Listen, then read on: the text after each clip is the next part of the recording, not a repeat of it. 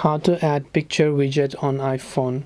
So hey everyone, welcome back to the channel. In this video we're going to learn how we can add picture widget on iPhone, so make sure to watch the video till the end.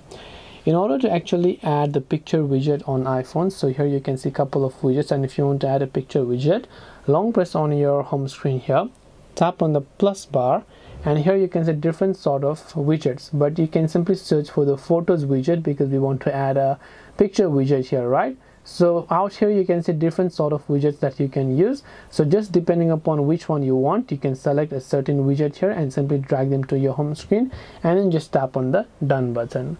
And this way you'll be able to add a picture widget to your home screen. Hope this video was very helpful. If you have got any more questions, queries or doubts, feel free to also leave them down below.